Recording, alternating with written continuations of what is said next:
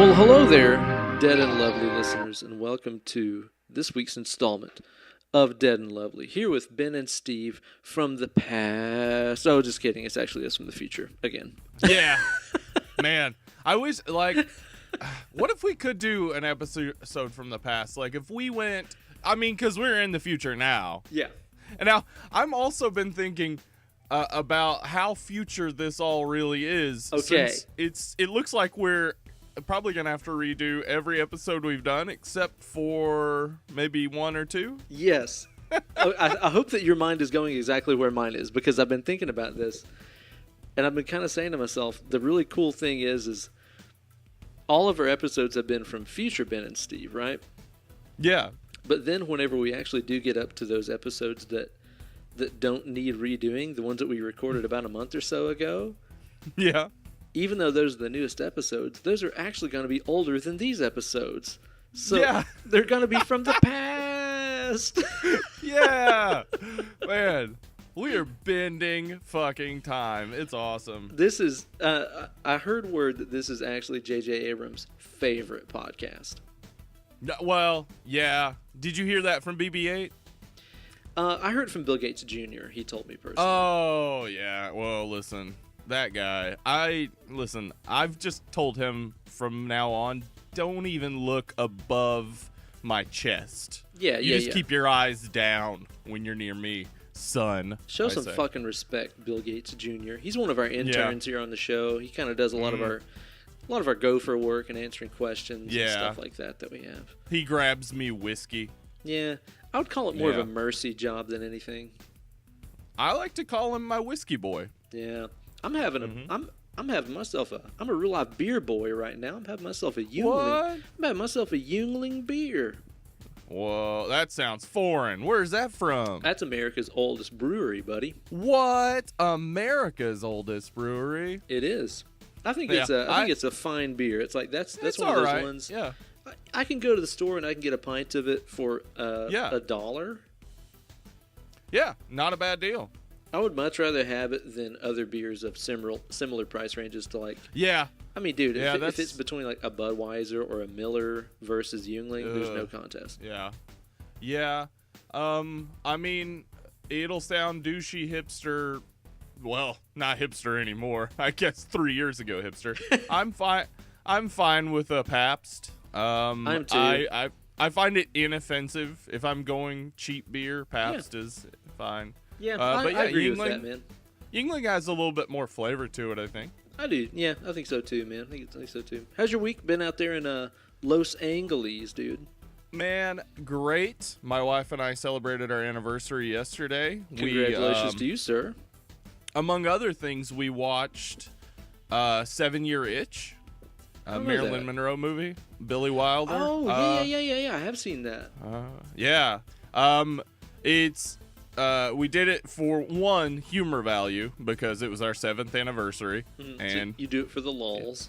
Yeah, but we also did it because it was the first movie we watched together the first time we hung out. So no kidding. Pretty romantic. Yeah, we drank in the movie they drink champagne and eat potato chips, and we sort of did that. My wife doesn't really like champagne, and I didn't really think champagne.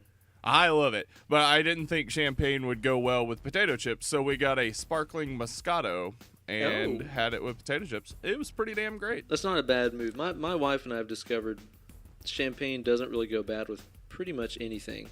Yeah, I actually like a good dry champagne, but dude, my wife is not a big fan. If you want to roll deep and expensive and just feel fancy as fuck, I know the traditional accompaniment is, of course, a nice warm sake, but have you ever had champagne and a sushi sandwich? No. It's fucking out of control good. Okay. Yeah, yes, that sounds great. So the first movie you guys watched was 7 Year Itch. Yeah, we also that was the first. Okay, so this is the kind of cute story of the first night we hung out. Okay. I texted my now wife, then just person I knew. I texted her, "Do you want to come over and braid my hair?"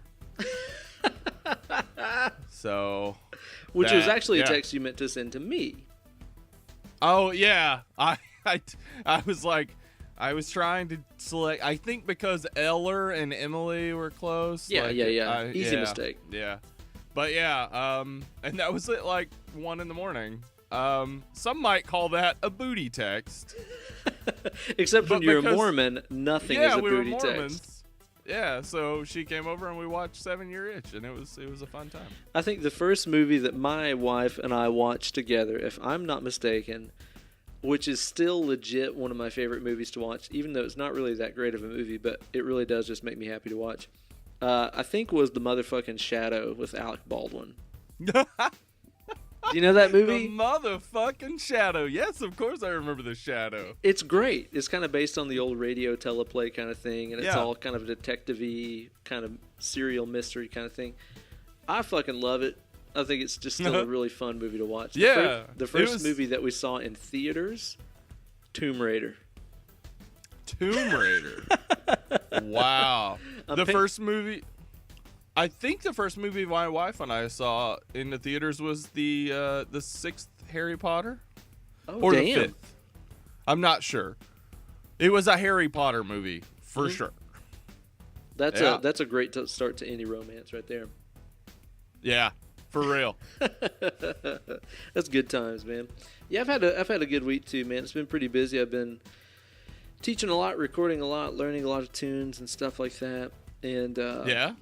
I've been Name one tune you learned. Oh, wait, no. Actually, can you give it to me mouth guitar?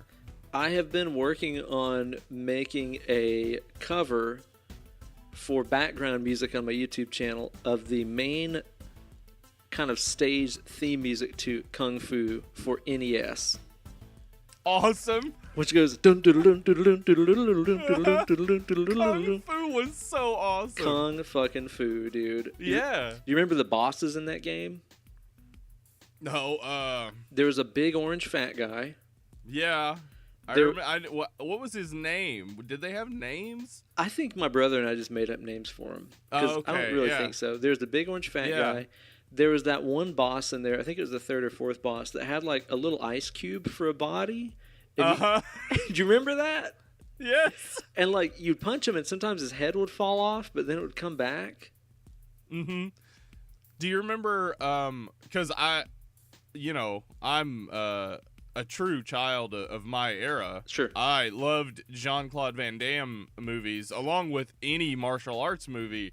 And so on the Nintendo, I loved any martial arts game. Sure. So Ninja Gaiden. Oh, fuck, yeah. I need to do some covers of some Ninja Gaiden music. Ninja Gaiden 2 was one of the biggest games of my childhood, man.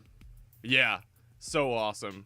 Yeah, those games, like, I mean, you look back on them, they're just platformers. There's nothing terribly amazing about them, but, God, it was so, like, when you... In those early days of video games, like, your imagination had to make up for so much because it was just blips on a screen. And so, like, those early RPGs, I still play a lot. Like, Dragon Warrior and Final Fantasy, like, those... Because, like, you had to make so much of the story connect yourself.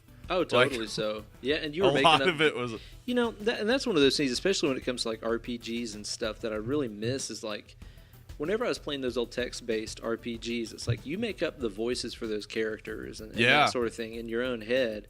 But nowadays, it's like every RPG you play has voice acting in it, and I really fucking hate it. I would say for anybody who loves RPGs that the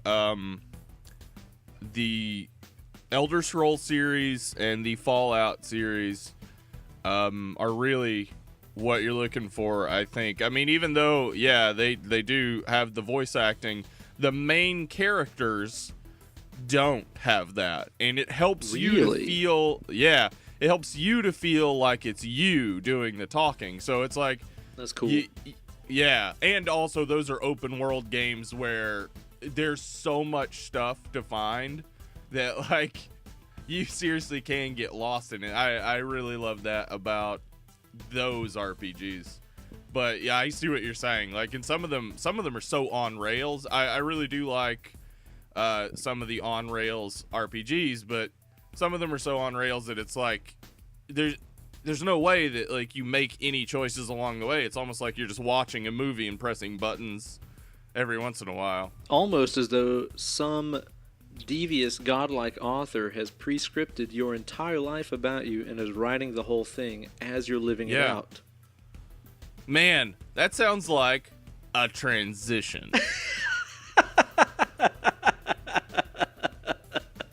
It was right there. One, I had to. It was right so there. Good. That was a good one. Damn, it's like that was completely like the fucking like the volleyball scene in Top Gun where it's you set it up and I motherfucking spiked knocked it down. Yeah. Oh, I'm also covered in oil and chest hair and wearing very short shorts.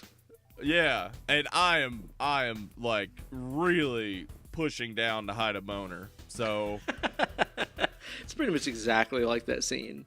Yeah. Yeah, because this week we're talking about In the Mouth of Madness, John Carpenter's 1995 horror movie that definitely is exactly that. Some strange and unknowable author is dictating the entirety of your reality. I fucking love this movie, and yeah. Again, just in case you guys missed it, we actually recorded a podcast about this months ago. The audio was fucked, so here we are re-recording it for the first release of it.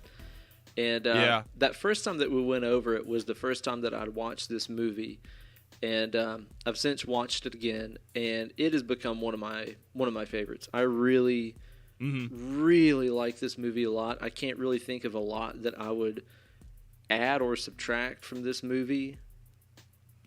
I love this movie. This movie I saw in 1995. Wow. I told this story the first time. I'm going to tell it again because I think it's a pretty good story.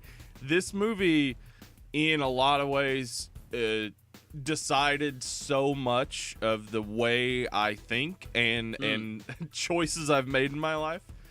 This movie made me question reality. It made me question the very idea of authority and there being someone who can totally dictate what life is and what it means to everyone.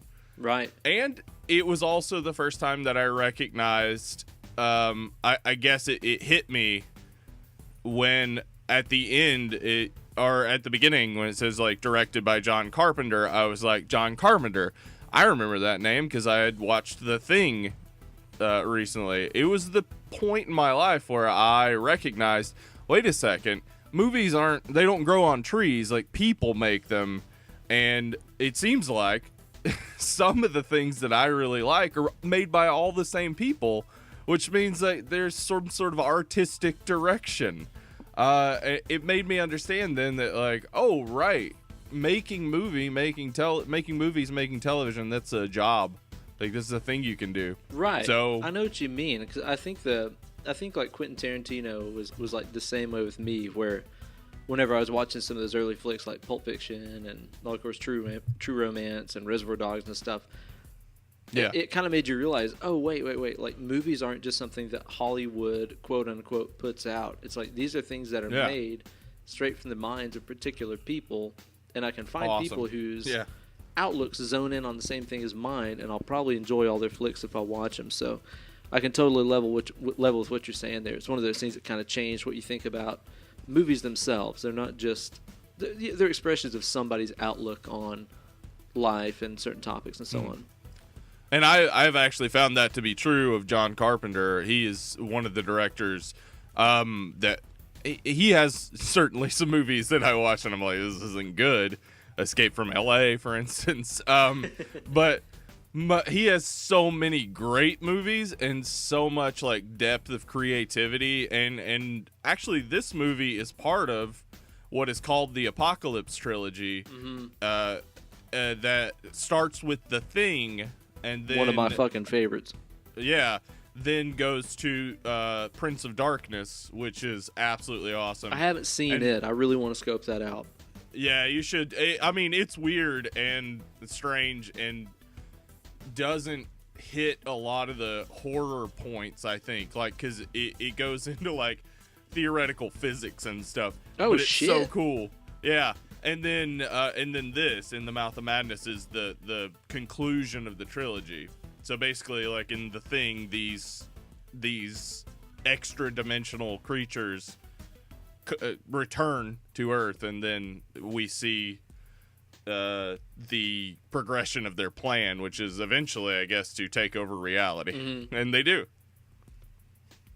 Yeah, they're all kind of about the end of the world by various means, I guess. Yeah. Even though it's cool because you never really see like an exclamation point, like, and then the Earth explodes, kind of end of the world. It's just sort of like, if you think about it, yeah, that would end the world. Yeah. Yeah, I mean, by the end of this movie, it's, I mean, there's still some people, but the world's pretty much ended. I actually just recently rewatched, I think only for like the second time, man. Like last week, Kate and I watched Escape from New York. And I really fucking liked it a lot. Like the first time that I watched it, it was a really long time ago, and I think it was before I was really exposed to a whole lot of different kinds of movies and stuff. So the first time I watched it, I think I just thought it was corny or something. But this time around, you know, my tastes have changed quite a bit since then. I really, really, really liked it. It's a really fun watch, man. That's one of those ones that we'll have to, you know, one day is just a wild card or something, kind of cover that on the show. Cause I really enjoy that movie. Yes, absolutely. Kurt Russell, I think after seeing him again in The Hateful Eight and Bone Tomahawk, I realized that, like, I think I've seen every movie he's ever been in. Yeah. And like enjoy so many of them. He's such a like charming but also like intense. Like he picks cool movies to be in, dude. Yeah, he does. I mean, he has that ability to just come on the set and be charming, but also to come on and just be so intimidating. I mean, I think back to Tombstone and stuff like that. Like, he's so intense. Tombstone I really love the shit. That is one of the best movies ever. Yeah. I used to, when I was little, I thought it dragged a bit. When I watched it more recently, I was like, no, it's great. I love the ending. Fucking great, man. Well, in honor of the fact that sort of the main topic of In the Mouth of Madness is a horror novel author that comes to a scary amount of power. I think it'd be a fun idea for this episode. Me and Steve here spend a little bit of time talking about some of our favorite horror novels. Now, Steve is a much more literate dude than I am. I can barely read. I doubt that. No, listen. I've seen you read. You get through most of the letters. That's really important. Okay, so you'll understand what's after Q one of these days. So I've not really read all that many horror novels. Again, kind of a late bloomer to the whole horror genre thing, but I'm making up for it as fast as I can get. So I haven't read like a ton of horror novels. So please don't take this as a list of, trust me, I've read every horror novel ever, and these are the best ones.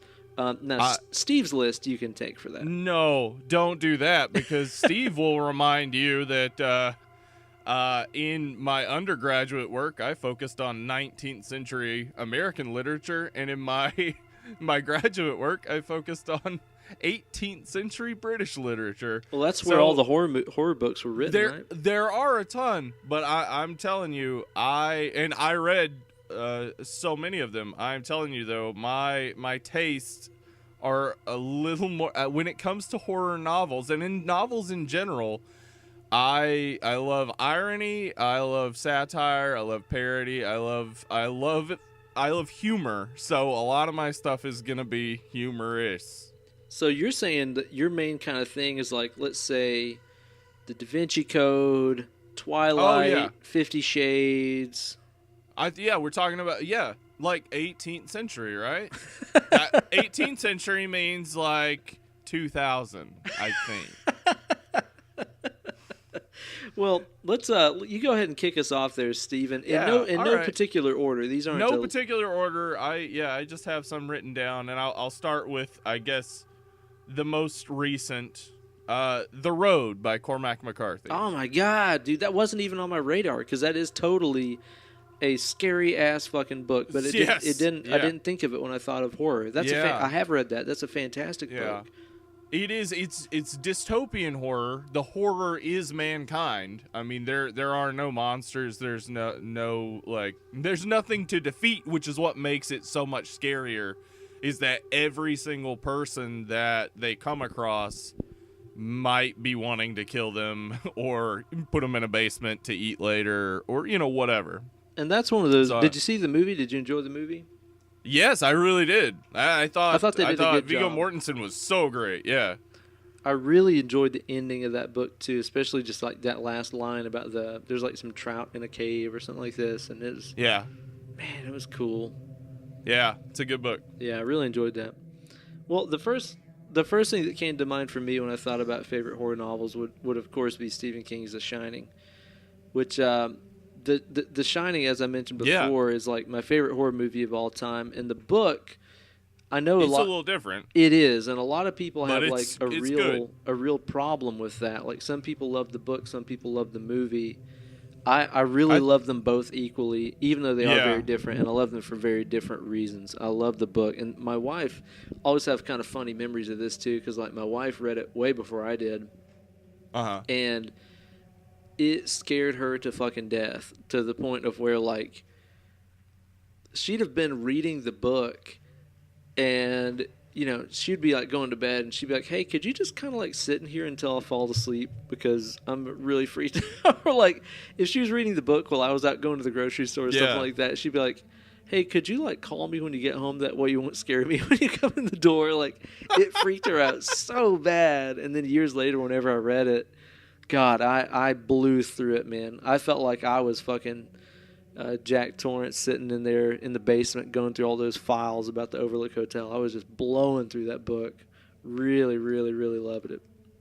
Yeah, I've read it. I enjoy it. I don't get the separation between the books and the movie. I actually have come to terms with books being turned into movies. I just don't. I think you have to go in and just not think about the book at all. Like, take it for what it is. This isn't the book. Yeah, this isn't the book. You're not here to see someone read the book to you. You're here to see someone's interpretation of the book on screen. So I just don't care about it anymore. I think I really came to terms with it with The Walking Dead, which is one I guess a novel, I could have said, but The Walking Dead, reading the comics, I really love the comics, and then watching the show, I really love the show. I don't care that the show doesn't follow the comics. It's kind of how I feel like Game of Thrones. Yeah, exactly. I actually think it's fun to see someone's new creative take on it when they do it well, which I think those shows both do well. Sure. What's your next one on your list? My next one on my list, all right, listen, guys. Trust me, this is a good book, and you need to read it. Pierre, or The Ambiguities by Herman Melville. You're talking about old Moby Dick Herman Melville, right? I am talking about Moby Dick Herman Melville, and this is the book he wrote after Moby Dick. I don't know this. I could go into this forever because I wrote a 20-page paper and actually presented a paper at a conference on this. 20 pages? That's like a whole nother book. Yeah, 20 whole pages? There were a lot of pictures, though. It was actually a flip book. Yeah, just a quick explanation. Basically, Melville and Hawthorne, Nathaniel Hawthorne of Scarlet Letter fame, they had become friends a little bit before Moby Dick was released. They became very close friends for a short period of time, and during that time, Melville wrote Pierre, or The Ambiguities, and Hawthorne wrote the next book I'll talk about. But both of those books, if you read them, are very clearly about the relationship between Melville and Hawthorne. Is it scary? Also, is it horror? yes, they're horror, but they're satirical gothic horror. So they are scary. Like it like really raises tension as you're reading. There's an especially scary scene in Pierre involving a guitar that plays itself. It's I like that. I really recommend it because Melville like really let himself go, and he Melville is one of the smartest, funniest writers that I think there is. But I again understand it's probably a little dry when you're talking about horror novels. Anyway, what's your next one? No, the next one that came to mind for me, probably because I read it maybe a year or two ago, is a book by, I think his name is Nick Cutter, called The Troop. The Troop? I haven't heard this. So let me double check that name. Let me get one of the interns on this. Could you double check that here? Let's see. The Troop. Not the American Horror. Yeah, Nick Cutter is the author of this book. Okay. I got it on audiobook on Audible. Audible, which is a great. Yeah. Oh, I love Audible. Hey, let's talk about sponsor. Audible.com. They got books that you can listen to. It's kind of, I guess if it was a movie, I would probably call it like a body horror kind of movie, because it's about this Boy Scout troop on an island that starts having these insane interactions with, it's basically kind of like a parasite Okay. zombie kind of thing on this island. And it's honestly a pretty simple story, but what sets it apart for me, man, is some of the descriptions of some of the stuff that is going on and the way that these kids get infected with this stuff and on all this are just unbelievably disgusting and disturbing. Like, truly horrific, like, holy God, this is gross description of what's happening. This is the book that the cartoon Goof Troop was based off of, right? It's very loosely based on it. Okay. Only very loose. I'd call it really the only character that carries over is Waffles the cat. Oh, yeah, without a doubt. I mean, it's kind of sort of along the lines of, like, let's say The Wiz in terms of being a reimagining more than anything. Oh, okay. It's a lot like The Wiz. And it's really cool. Super, super, super dark and disgusting as fuck. I would definitely recommend it. Yeah, I'm writing it down. All right. So my next one is Nathaniel Hawthorne's The Blithedale Romance. The Blithedale Romance is mostly... the Blithedale Romance is in some ways the first dystopian novel. Now, the Blithedale Romance is the band that My Chemical Romance was based on, right? Yeah. My Chemical Romance. They saw a band called the Blithedale Romance, and they were like, "Hey, we could do better than that." And they never did. And the only character that carried over is Waffles the cat. Yeah, okay. He was on bass. Both bands. God, that I just like I have a very vivid image of Waffles the cat playing bass in my head, and it's makes adorable. Sense. It makes sense. So you said that's a Hawthorne book, yeah? Yeah, and it's mostly actually it's about a utopian community, and how it kind of collapses. But there's also an element of like the paranormal and like ghosts and things. But it also is it's doing a parody of gothic romance.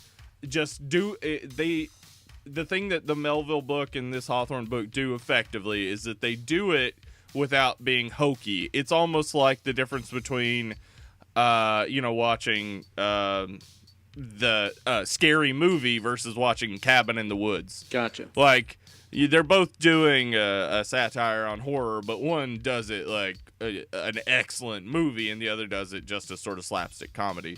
Way too both on of the these nose. books are just really good homage parodies to gothic romance. That's cool too, because I never heard of either of those. Yeah, you should check it out. Actually, I recommend checking out all of Hawthorne's books. He's a great horror writer in general. Like, people may not know that Nathaniel Hawthorne is related to the Haythorne, who was central to the Salem witch trials. Oh shit! And that actually carried over into because it wasn't that far removed. Hawthorne, he felt like a lot of connection to this like occult and paranormal and supernatural because of that situation. So that's pretty cool. I didn't know that. Yep. The more you know. I would say that my next one that came to mind for me, that again is another one I read maybe about 2 years ago and was recently turned into a movie, is a book by M.R. Carey, which apparently is not the same as Mariah Carey. Are you sure? No, I'm not entirely convinced. Okay. But it's called The Girl with All the Gifts. Oh, okay. Yeah, I have not seen this movie yet or read this book, but I have read a good bit about it. The book is fucking awesome. The movie is pretty damn good. They did a pretty good job with the movie, but the book is really so fantastic, man. It's one of those ones that I find myself just like, even after the story is over, like I just want to hear other stories about what happened to other people in that world and in that universe, and I want to explore that world more. You know what I mean? Yeah, I think that's been the greatest thing to come out of just literature, writing of any kind in the more recent period, is that world building and like anthologizing are big things. Extended universe kind of shit. Yeah, because you get into a world and it's like finally people have realized, well, it's not exactly the characters. Sometimes it's the characters, but most of the time it's the world that you want to be a part of. Absolutely, so you want more stories. Yeah, exactly, man. It's exactly like why I will always read anything with a Harry Potter badge on it, is because I just want to be in that world more. Yeah, 100%. The Girl with All the Gifts is it's a zombie story basically about it's kind of a fungus sort of infection that sort of takes over the world and turns people into zombie-like creatures. And basically it's kind of about a group of like young, like kid zombies that are sort of being rehabilitated and taught and educated and so on. They're basically trying to make them more human-like, you know, because they sort of display properties and behaviors of humans. Like Day of the Dead. Yes, but very extended. much so. It actually is very, very similar to Day of the Dead. Okay, in I like that. Yeah. Oh, dude, it's so good. Yeah. Really, really, really enjoyable book. I really liked it a lot. It's got some pretty fucked up stuff in it, but again, more than anything, just a great world to inhabit. So, Girl with All the Gifts, definitely check that out. What's your next one, Steve? The Great and Secret Show by Clive Barker. I mentioned it during the Hellraiser episode. It's part of I guess there are 3 books total. But The Great and Secret Show, it sets up this really interesting world where basically the beginning of it is that there's a guy who works in the dead letters office at a post office, and he actually eventually just gets so bored he starts going through the mail, and he starts discovering this mystery within the dead letters that opens up this whole like other universe. Oh shit.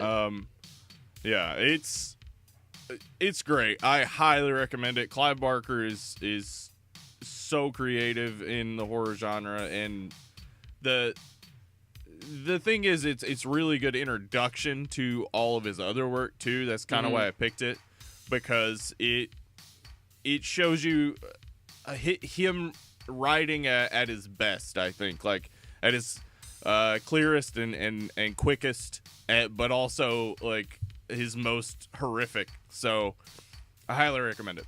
That's right. I got to read some of his books, man. I've never read any of them, and obviously I'm a huge Hellraiser fan. Yeah, he's great. I guess I would say that my next one that I thought of on my list here, one of this was totally my beach read about 2 years ago. It's just a really light, upbeat, fun-loving book called Pet Sematary by Stephen King. Okay.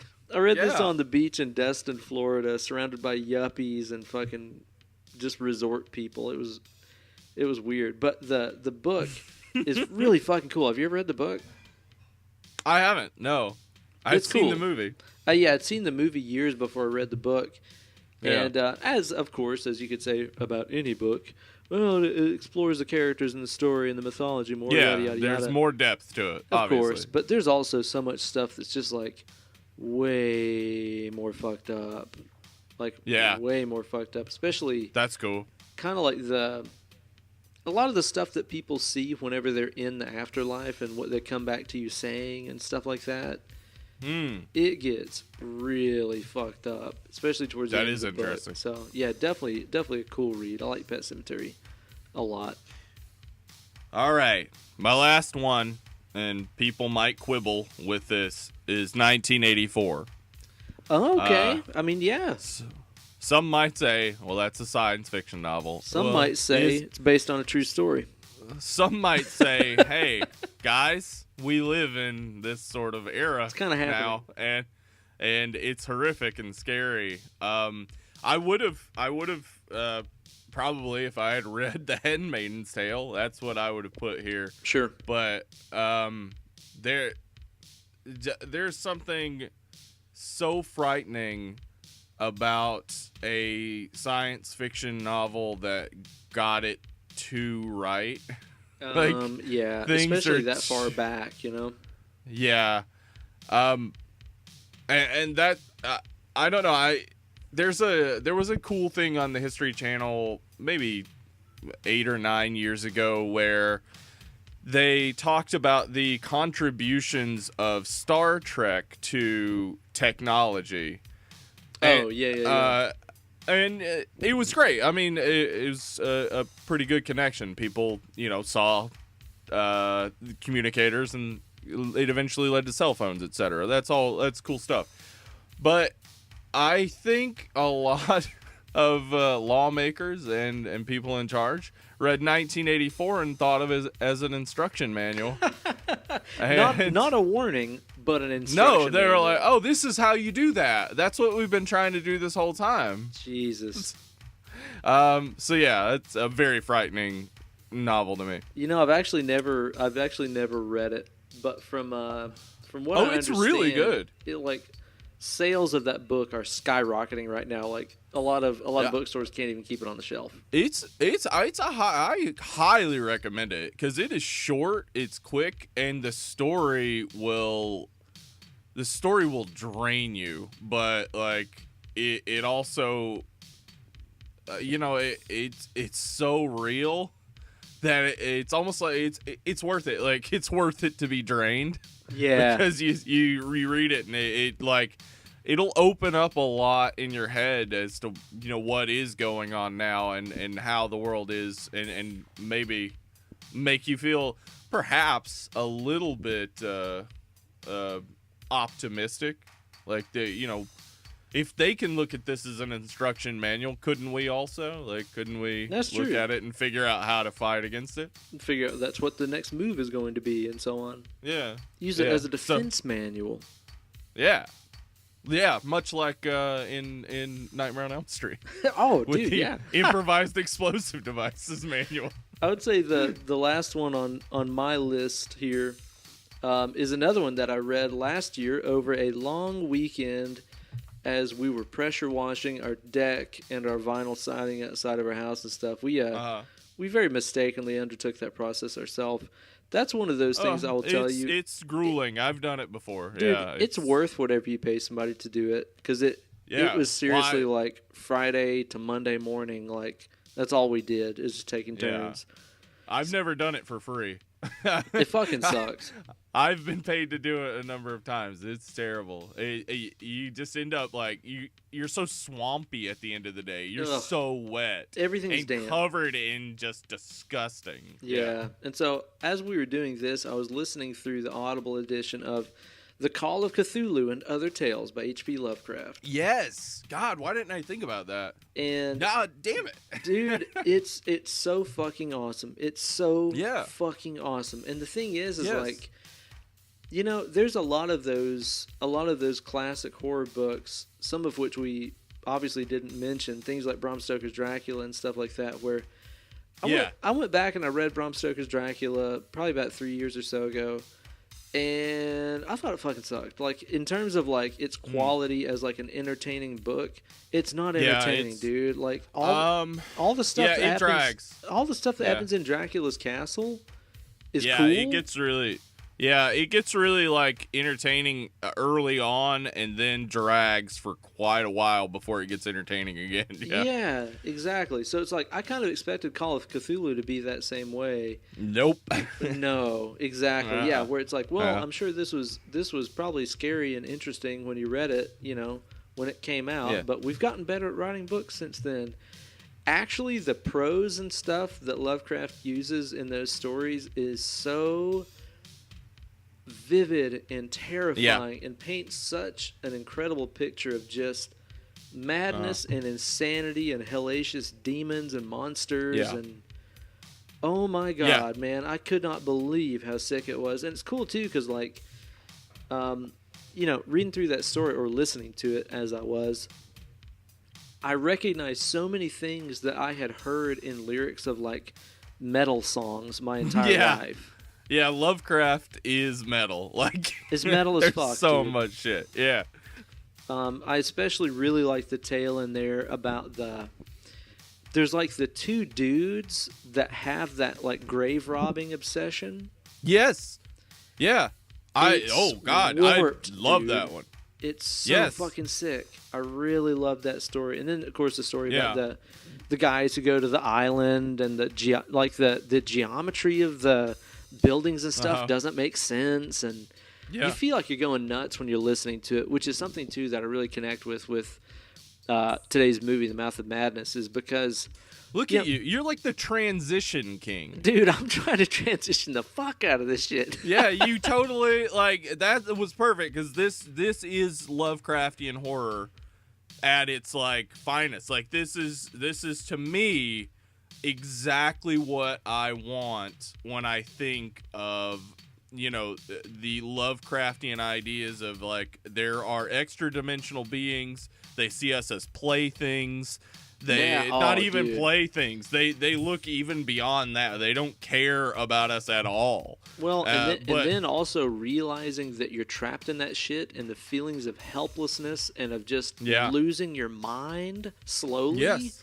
That's exactly what this movie feels like to me. And it's like there's obviously been other movies made of Lovecraft's work, you know, like Reanimator and shit like that. But Reanimator's good. I love Reanimator. Yeah. Oh, it's great. But it doesn't hit the level that this does. That's what I think is so cool about this movie is it is, you know, in no way based on anything that Lovecraft did.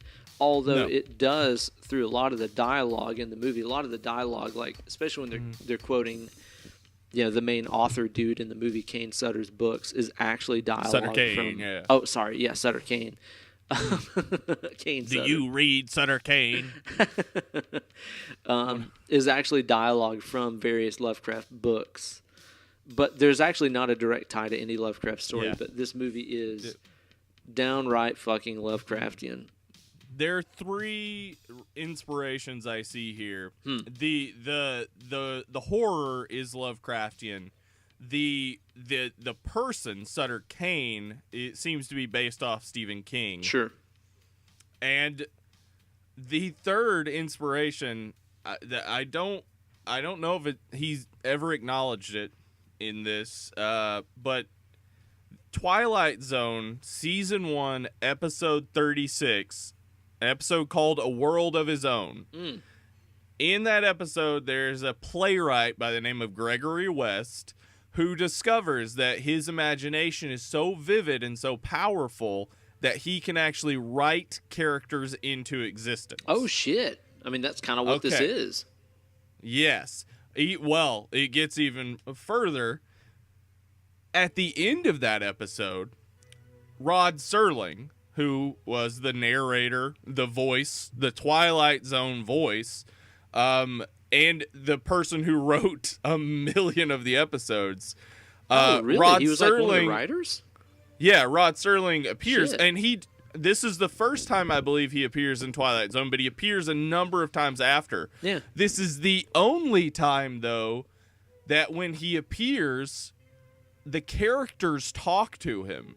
And it turns out that Gregory West, playwrights, created Rod Serling as a character. What? So, I think because maybe people don't look at the Twilight Zone as a single anthology of stories that happens in one world, they might not have noticed this, but Rod Serling is more like an Uatu the Watcher who he is conveying to us the stories of things that happen in the Twilight Zone. The Twilight Zone is an invention of Gregory West, the playwright, whose imagination is so powerful he can bring things into existence. And all of the stories exist on the same plane, and they're all interconnected. That's rad, dude. I've never seen that. I gotta watch that. And the author of a ton of the stories is a character within the world created by a character that Rod Serling actually created. That's so, like, very, very similar to a lot of this movie. Yeah. So, I had never noticed that before. I just noticed it on this rewatch here. I was like, wait a second, Gregory West. This is definitely inspired by that, I would think. I'm pretty positive John Carpenter, at the very least, took that story in and thought it was a good one. That's awesome, dude. He didn't write this story, but his hands are all over it for sure. Now, a lot of times on this podcast, we'll kind of go through a movie sort of scene by scene and sort of break it down for you guys. But I think for this particular movie, I think if we try to describe what's happening, it's very ineffective. I think it's kind of like sort of describing like a fever dream that you had where you're like, I was here and then suddenly I was somewhere else and there was this guy from earlier and he had blood coming out of his eyes. It's like... Yeah, I think if we describe it really shot by shot, it wouldn't really make much sense to you. So I'm just going to assume that you listeners have seen the movie before. If you haven't, I hope that what we're talking about will convince you to watch it. The basic premise is that an insurance company employs a detective who is played by Sam Neill. Our man Jurassic Park, fucking Sam Neill. Sam Neill is so good in this movie. Oh, he's fucking great. But his name is John Trent. He works for an insurance agency. The insurance agency insures Arcane Publishing, which is their editor-in-chief is Charlton Heston. And their cash cow writer, Sutter Kane, has disappeared. Also, and he's a horror novel writer that people are just obsessed with, like a cult-like obsession. Obsessed with him. Yeah, and this is beyond J.K. Rowling, just worldwide phenomenon. This is J.K. Rowling before J.K. Rowling, right? Because it talks about like lines wrapped around the block for books, and at that time it was like, yeah, that would be so crazy, but like it happened. It did happen. So that's the basic setup, and he is going to a place in New Hampshire called Hobbs End to look for Sutter Kane, along with a representative from Arcane Publishing who is named Styles and who I had a crush on as a young man. So and as an adult, yeah, she's super cute. So that's the story, basically leading up to them getting to Hobbs End, which is where everything goes insane. And basically, Sam Neill's character and what is his name again? John Trent. John and Styles have a real Scully and Mulder kind of relationship. Like, I want to believe I don't know. There's the skeptic and the believer is kind of the relationship of those two. The establishing conversation happens along the road to Hobbs End, where basically Styles says that, you know, right now reality shares your point of view, but what if, you know, reality were to change? Right. And he has the line that you know, sort of haunts him, I guess. It's like, you know, not me. Like, that's not reality. It's not going to happen to me.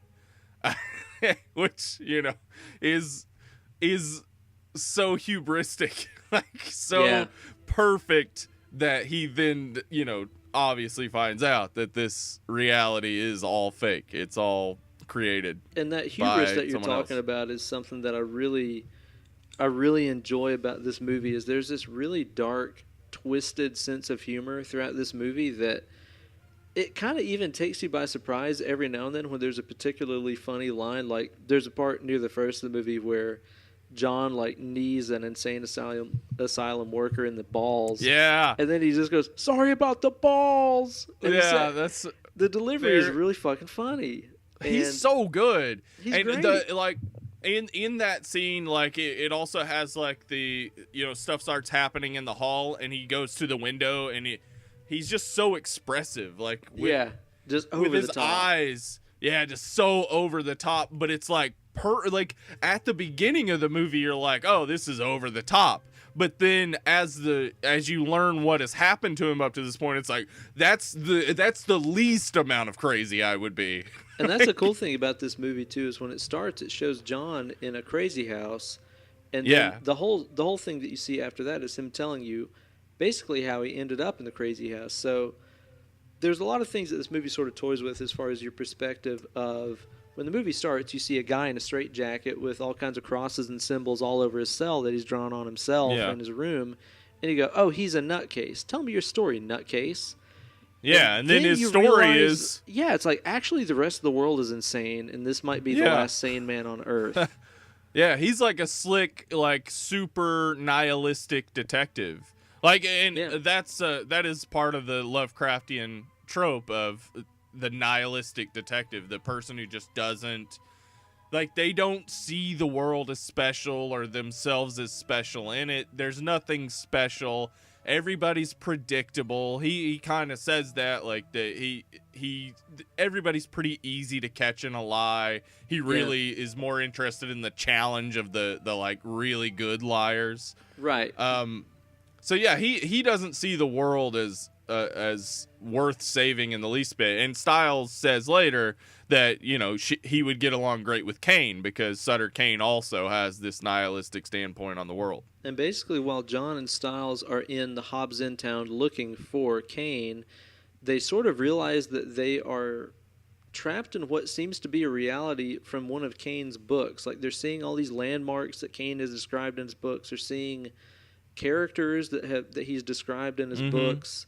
There's people there that, like, are huge believers in Kane. But also, I mean, from Styles' perspective, she keeps seeing everything that's in the book. She's like, oh, this is all the stuff in the book. But he doesn't trust her either. I mean, he's inspecting her as much as, like, he's trying to figure out what's up with Sutter Kane. Because he's working for this insurance company. These people are all actors. This is all fake.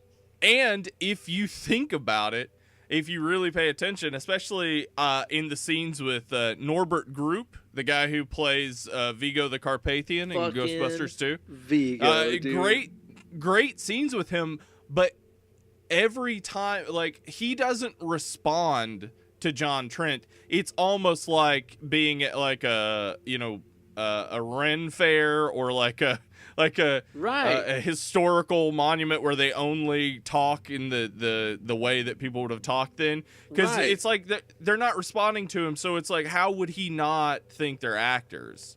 Yeah, from his perspective that kind of makes sense. And also things get so crazy that it's like, well, this can't be real. Yeah. And then he goes through all this crazy shit while he's in the town of Hobbs End, kind of trying to find Kane. Eventually they do find him. He's in this church, and he's talking about how he's writing them all into existence and shit. And Yeah. There's the first scene where they see him in the church, and this church is great. Beautiful. Like it's a real church, completely black. Like, just it does look scary from the outside. It's like a Russian Orthodox church or something. Yeah. It's in Canada, I believe. But the townsfolk, the first time we see Kane, the townsfolk have sort of gathered outside with shotguns because he's taking the children. And Styles and John Trent are outside, and they see all this, and then Styles sees these little kids, and they're off, like they're a little off, but they're kind of like kids you see in an Aphex Twin video. Yes, that's exactly what they're and I'll like. tell you, man, the trope of creepy kids in a horror movie is one of those things that usually Always effective. Well, but to me, it's one of those things I've seen in so many flicks. I usually just chalk up as like lame and cheap. It's like, oh, okay, whatever, creepy kid. Like, it doesn't really scare me. But these kids are creepy as fuck, and you see them, dude. I love the kids because like you see them several times throughout the course of the movie, and it's like the first time they're chasing after this Doberman, and they seem strange, and then later on when you see them. They're chasing the dog, but then the dog is missing a leg. Yeah, and the kids have like a bloody sores. stump. The kids have like sores and blood all over the face. Yeah, that's something we see like that people who are super affected by Kane seem to have. They get a little on the methy side of things whenever they're into that side of Kane. Yeah. So, yeah, the town is going crazy. And John and Styles are staying at this hotel where a rapping granny, I guess, runs it. Like, I don't know that particular actress has ever rapped in a movie, but she should. I'm pretty sure she ought to give it a try sometime. Yeah. So there's a painting in the lobby. I love the painting. Plays a real important role. At first, it's just a man and a woman just sort of arm in arm looking off at the church, the black church. But it changes each time we see it, and they slowly morph into these like tentacle-mouthed creatures. They're fucking. It looks again just downright Lovecraftian, where it's like you can't really explain what it looks like, but it doesn't look right. And the lady who runs the hotel also she has her husband handcuffed to her ankle, naked old man. That's naked old man laying on the ground, just quivering, I guess is what you would say he's doing. He's that's what some people are into. Yeah, so like you could think like, oh, maybe this is a sex thing, but then later he doesn't seem stoked about it. He doesn't, because cute old lady turns into tentacled axe lady later. So those shots, dude, are fucking so nuts, man. Because that's something that I think this movie does extremely well. Is every time that it shows you something really weird, like the weird tentacle lady chopping up her husband, or later on we have like the wall of monsters as John is escaping Hobbs End. It never really shows you super directly what's going on. Like, it just kind of gives you, images of, like, glistening, weird, shiny skin in darkness, and your mind just sort of fills in the blanks of what it is and how disgusting it could be. The two clearest images we get of the creatures is one, we see a creature in the... What is it? It's like a garden area of the hotel. As John Trent is escaping the hotel, there's this really weird looking creature with sort of praying mantis arms. Yeah. And then later, Styles is talking to Sutter Kane, and on the back of his head is just this real clear like creature. It's like Quado. Yeah, it's like Quado, like just on the back of his head. But yeah, mostly the effect is to keep them mysterious because when you do see them, you can't fully comprehend what they are. Yeah. Just like any Lovecraftian creature, like their beyond their the scope of your biology is comprehension. their biology is so foreign, you just can't understand what it is. And so keeping them in the dark also like just really raises that tension. Yeah, dude, I love it. And it's one of those things that I feel like if this movie was made today, you would just be seeing these full CGI monster fucking bullshit shots that would just ruin it, man. Just because they can. Yeah, well, and also the people who make the CGI would be like, well, we don't want to make it too dark because we want people to see our work. Yeah, exactly, dude. Yeah, it's like, I don't want to do all this work and then make it dark so you can't see what I did. Yeah. Something I really like about this movie, too, is how... And again, this is the kind of thing, this is why I didn't really want to talk about this movie shot for shot, but there's so much stuff in this movie that has this surreal, dreamlike feel where, like... Yeah.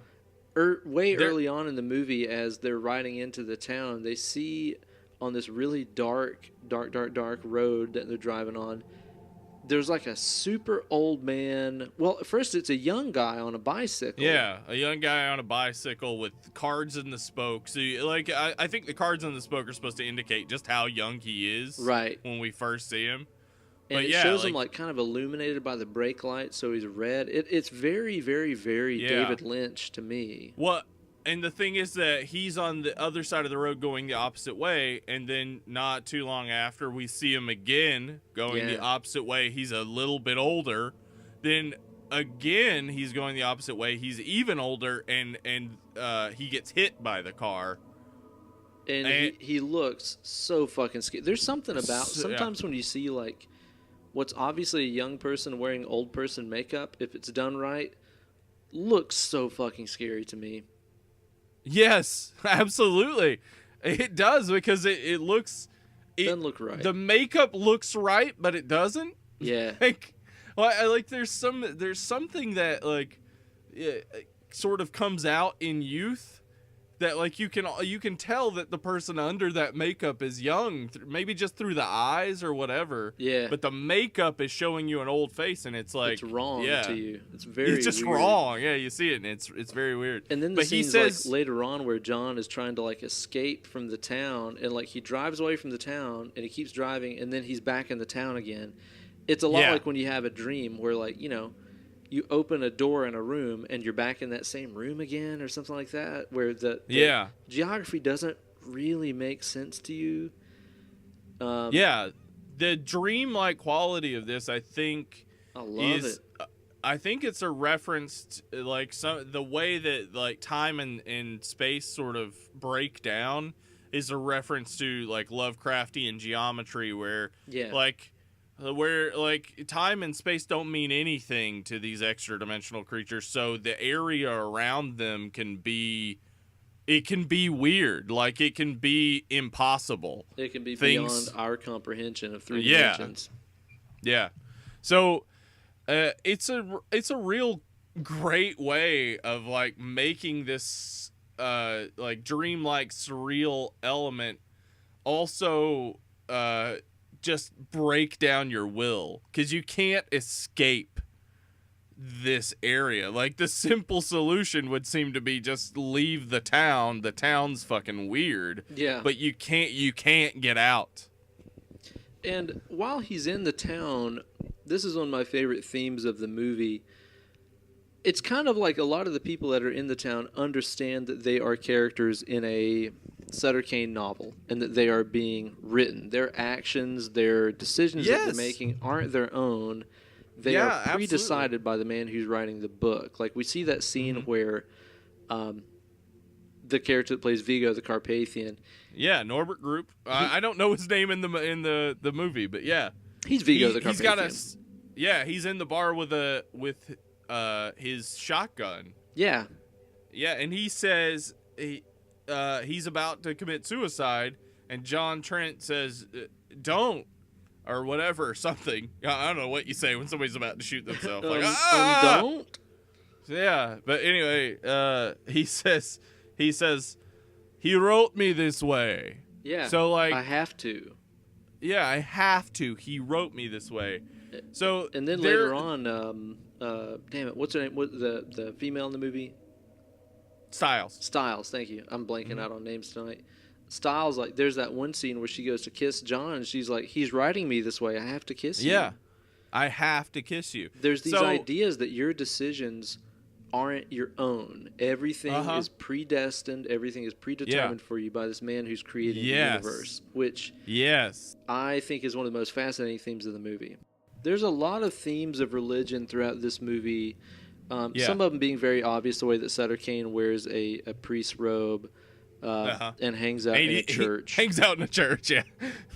And there's also a lot of things in here too about how his work is the new religion. His books are the new Bible. Yeah, he has that great long sort of like conversation with John Trent where he explains is that the scene where he's in the confessional?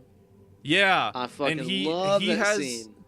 Yeah, he has that great like point where he says that the thing about the Bible is that no one ever believed it enough for it to be true.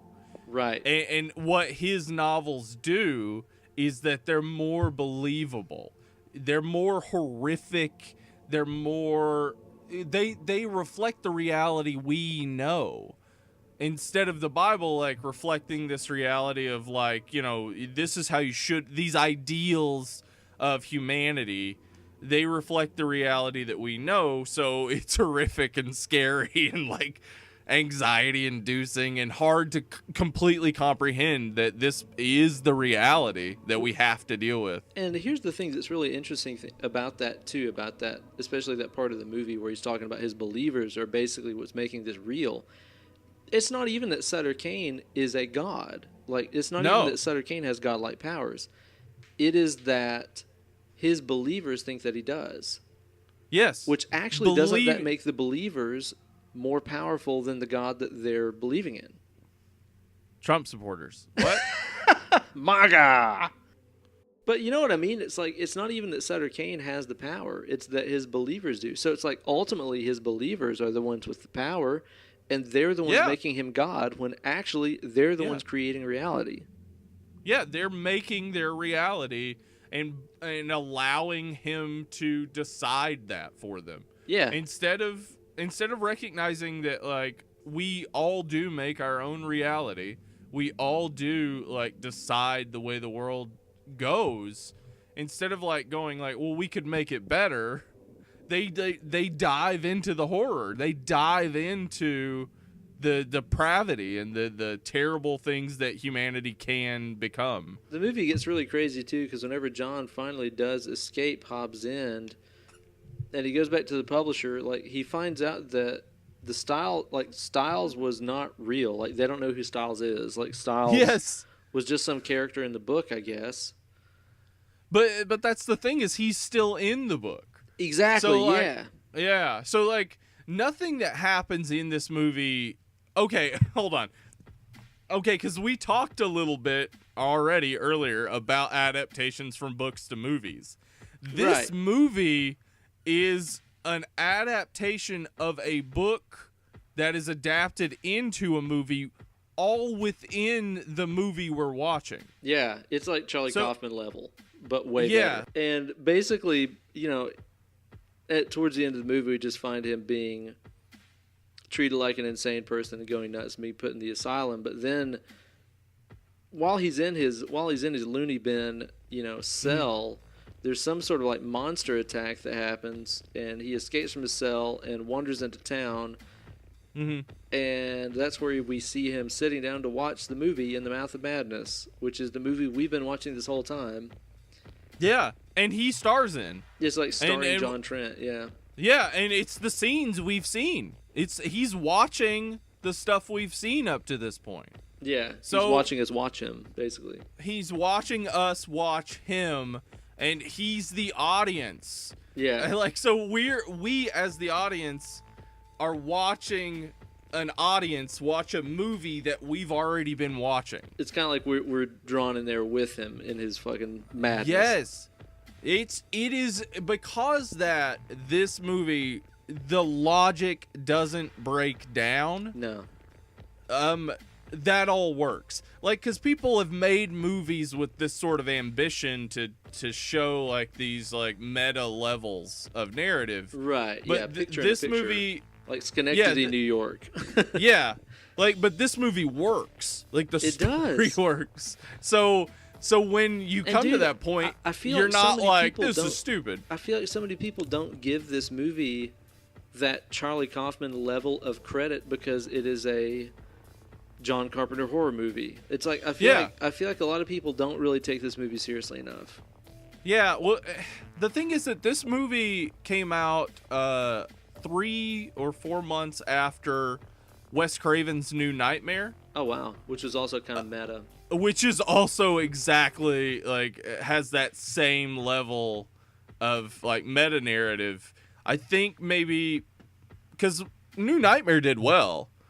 I think cool maybe flick. I like New Nightmare. Yeah, and critically was received very well, and this movie was a little more mixed with critics. I think maybe some critics had been like, "Well, I saw New Nightmare. I don't need to see this." But you're missing out. Film. Yeah. Yeah, you're really missing out if you think that this is just some sort of New Nightmare ripoff or whatever. Like, they're... And dude, that's something that I see, like... I like to watch a lot of movie reviews on YouTube and other podcasts and stuff like this, and a lot of the critiques that I saw about this movie were people being like, you know, well, what's the whole point of this movie? Like, your main protagonist guy feels like a rat in a maze. Like, he can't escape. He's powerless. That's the point to this movie, yes. That's the fucking point. Exactly. Yeah. Do you not feel that way? Like, that's the thing that, like, that's humanity, right? Don't you feel that way sometime? That and the thing there's so much I can't I can't control. It's all out of my control. When everything is being pre-written for you by some invisible, omnipotent author that's making all your decisions for you and everybody around you, as a lot of faith dogma says it's happening, don't you feel helpless as fuck? Don't you feel like a rat in a maze at that point? Don't you feel like you're just like running on a treadmill at that point, just seeing what you're being forced to see? Like that's the really, and again, as a person that does not prescribe to any type of organized religion. But formerly came from that. I grew up very, very, very Christian. I did too. I didn't grow up Christian, but I have a Christian background. Yeah, it's so strange to me because I think a lot of people look at the way that I live and the way that I see reality and stuff, and they're like, wow, you know, how helpless. You don't have some sort of all-seeing father guiding you through everything and helping you through difficult times and yada yada.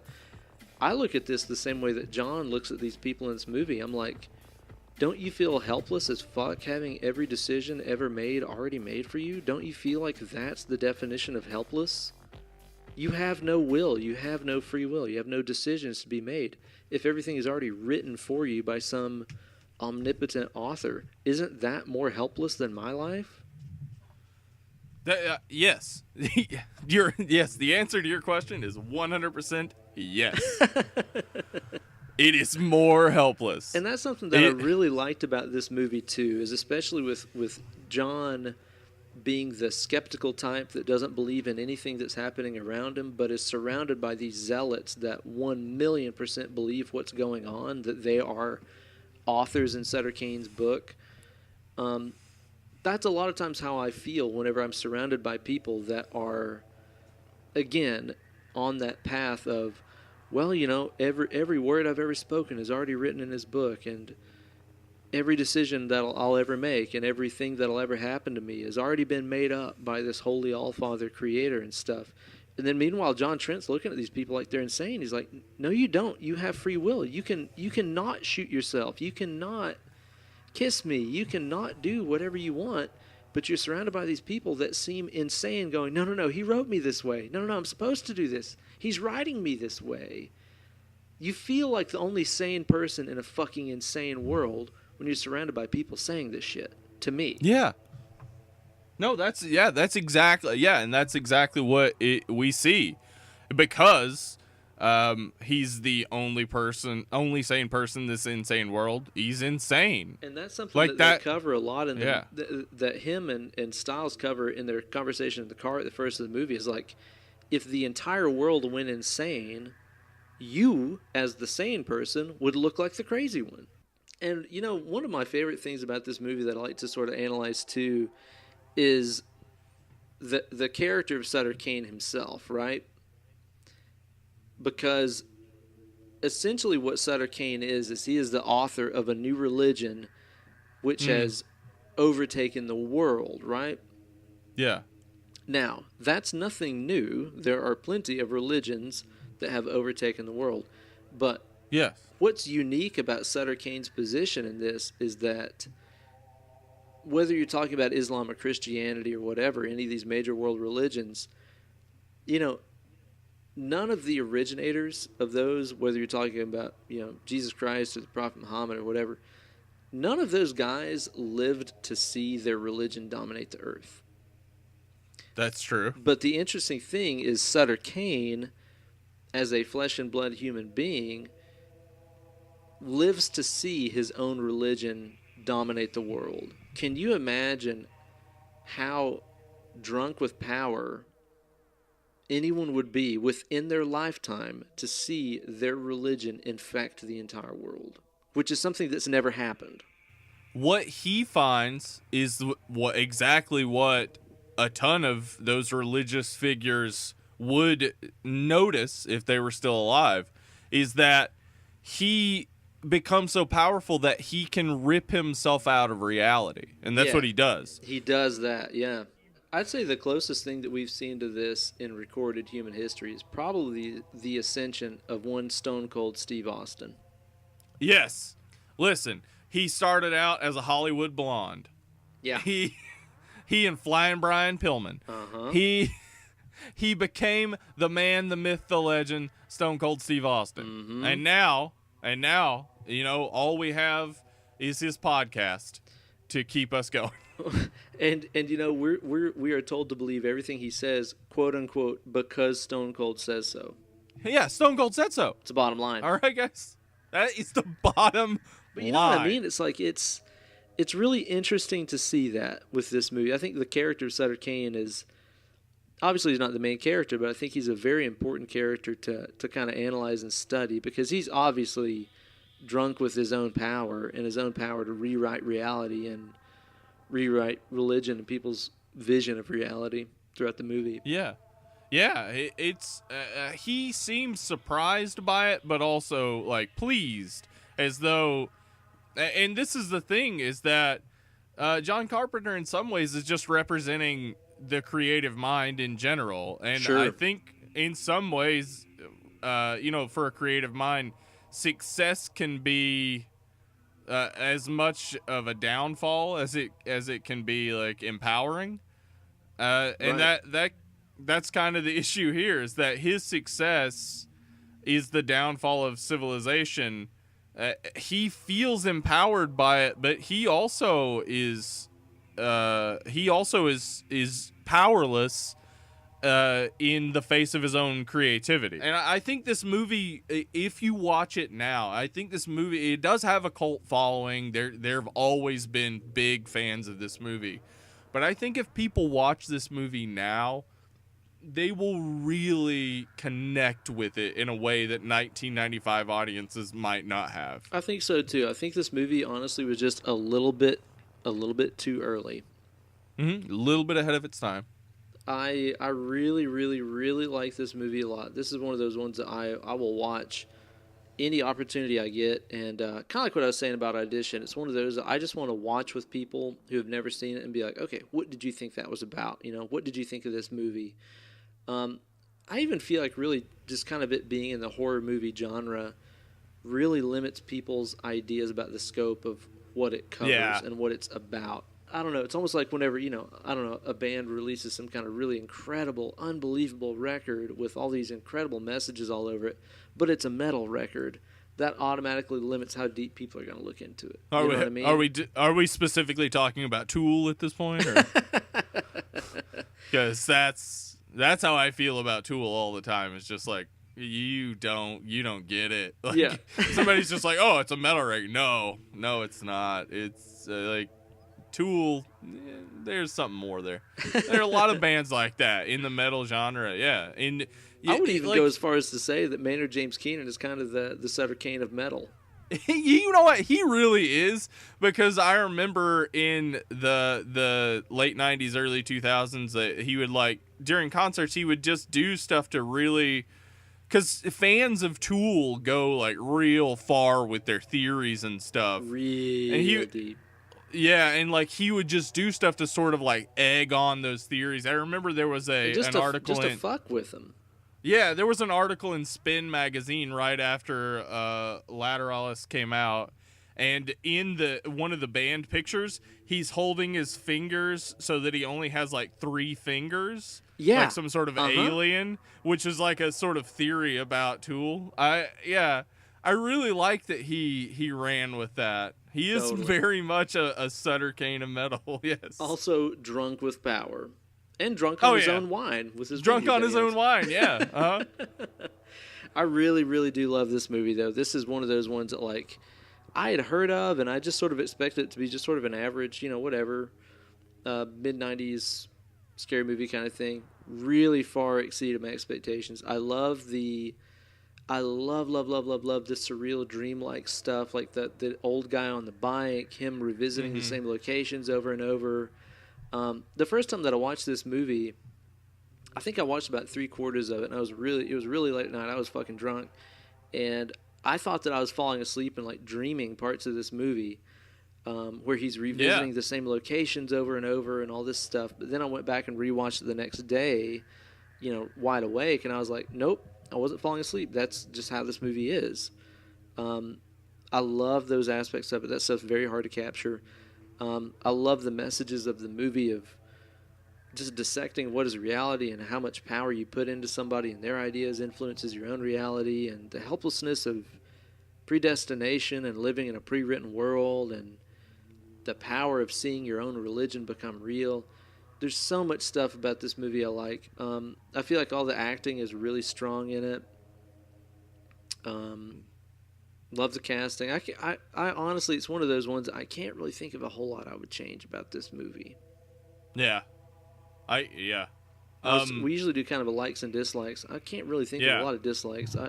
I love the visual effects of the movie too, as I mentioned before. Like, it doesn't really show you much.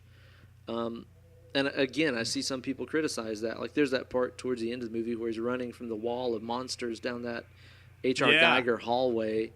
So awesome. And a bunch of people are like, we didn't even get to see what he was running from. And I'm like, it's scarier if you don't. It's more Lovecraftian if it's just these unspeakable, malformed, gleaming terrors. Perfect. Yes. So I can't really think of anything about this movie that I honestly dislike. Soundtrack's sick. Yeah, I can't think of a lot of dislikes here. A lot of the critics, they didn't really love this movie. And I think Sam Neill has something to say about that. Well, fuck that.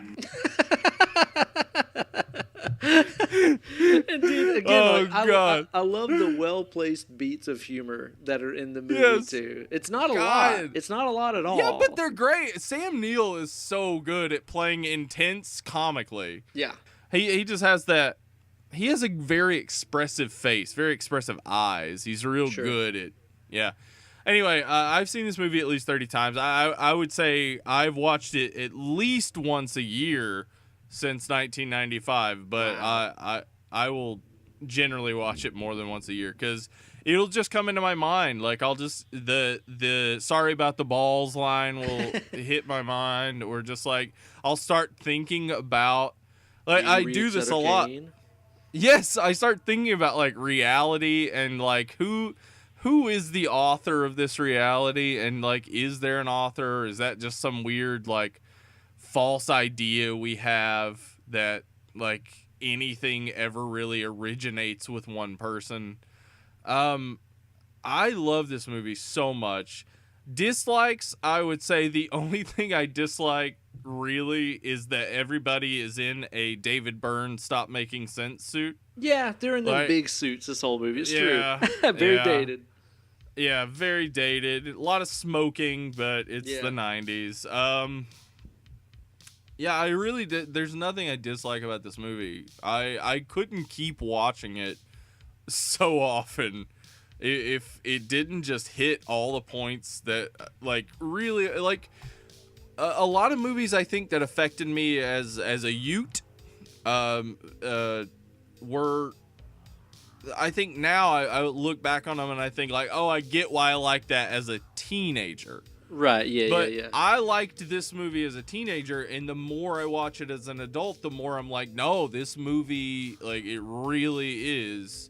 It was very prescient. It saw the future we might be running toward, and it was like unapologetic about presenting it. And I still think that it's a great movie. I give this movie without reservation a 10 out of 10. You know, and one more thing too that I kind of forgot to mention while we were talking about all the, rat in a maze, predestination. He's in the presence of a God who's writing all these characters, including himself, kind of thing. Uh-huh. One of my favorite things about this movie, which was even as a younger dude and being a Christian, I was always really curious about, is like, if Sutter Kane is writing this whole reality that John is a part of, and he's writing John to question him. Yes. Which I think is a really fascinating thing. It's like, it's brilliant. Yes.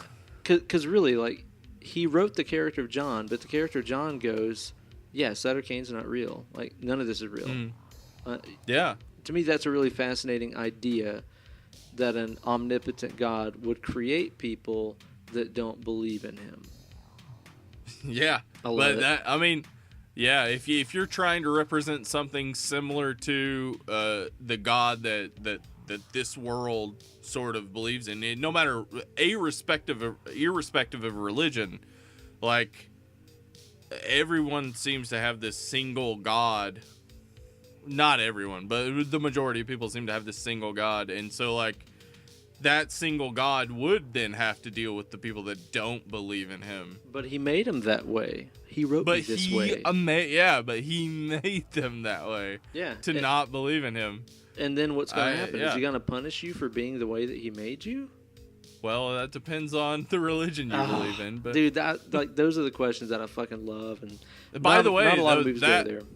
That is one of the things that interested me in Mormonism, is that a lot of people give Mormons a lot of shit for baptisms for the dead. Sure. Because the idea is that the dead person being baptized is now forced to be Mormon. Mm-hmm. But what it really is that among Mormons, the belief is that you can perform this baptism for the dead, and that the dead then, in whatever afterlife there is, have this option of choosing to accept that because they didn't get an option on Earth of accepting that. See, I didn't know that.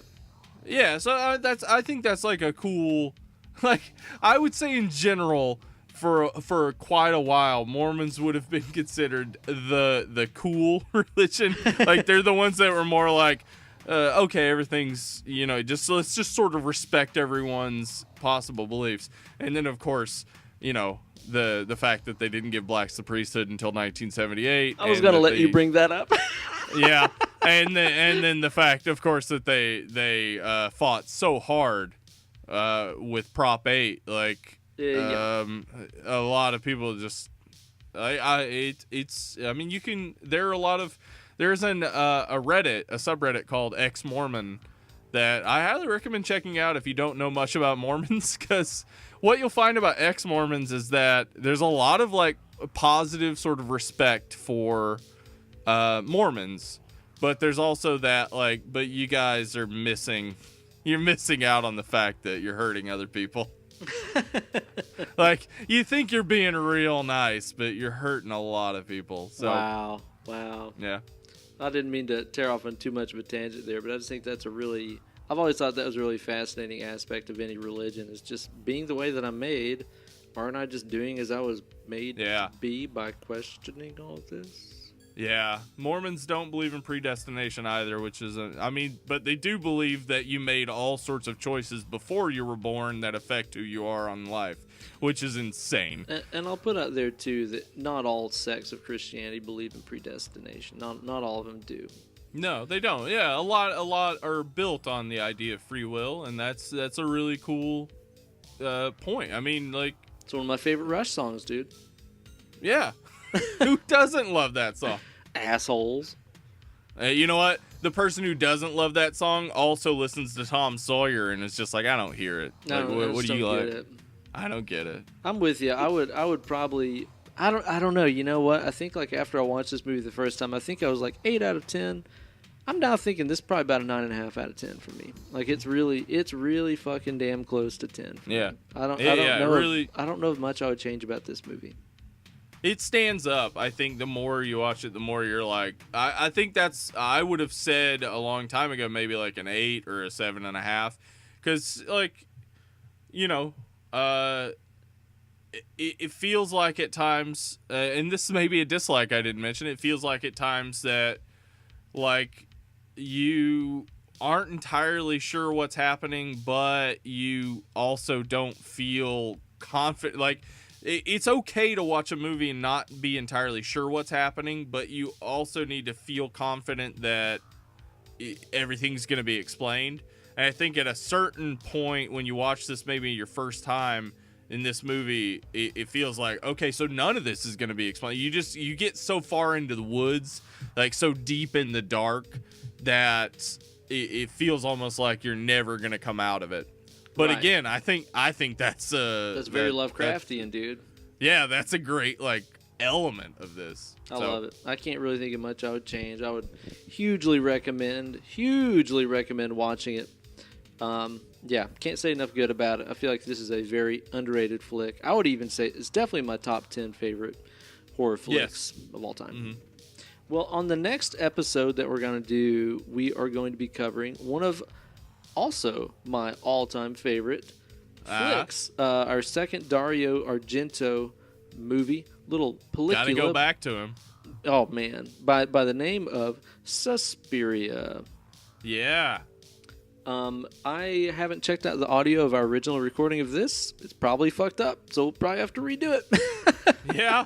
Either you will hear us several months ago, or you'll hear us in a few weeks. Yeah. A few weeks. I mean, you'll hear us in a few days, honestly. Yeah, it's more like it. I'm okay if we redo it. I mean, I'm really happy that we redid this episode because I feel like after having a couple months to kind of think over this movie more, it's like I've appreciated it more on other aspects. So I feel like Suspiria will probably be the same way because that's a really interesting flick. So be sure to stay tuned for that episode. We'll be getting all deep on this witch-filled Italian horror spectacular flick. In the meantime, Steve, where can they contact us and get in touch with us and all that jazz and follow us? Well, you can email us at deadandlovelypod@gmail.com. Oh. You can also find us on Instagram and Twitter at deadlovelypod. Dead and Lovely was already taken because some emo chick, I guess. Somebody else likes Tom Waits, I guess. You can also find me on Twitter at Steven Spratling. That's Steven with a V, the only way to spell it. And you guys can find me on Instagram and Twitter at Ben Eller Guitars. All one word, Ben Eller Guitars. And you can find my YouTube channel on youtube.com/Ben Eller Guitars. Yeah. So, next week, Suspiria. Thank you guys so much for listening. Be sure to go on iTunes and rate and review our podcast. The rating and reviewing is super, super, super important to us. It makes us show up in search feeds and internet searches and stuff a whole hell of a lot easier. So if you guys really enjoy this show and you want to help us out, please go on iTunes. It just takes a second. It takes like a damn minute out of your life to go in there, rate and review this podcast using clean, G-rated language. They won't post it if it has bad words. Mm-hmm. So use them church words and give us a rating and a Golly review. Gee Willikers. Golly gee, I like this show. Say something like that. Well, do that, yeah. Yeah. In the meantime, you guys have been great, and we have been Dead and Lovely. Say goodnight, Steve. Good night, Steve. Bye.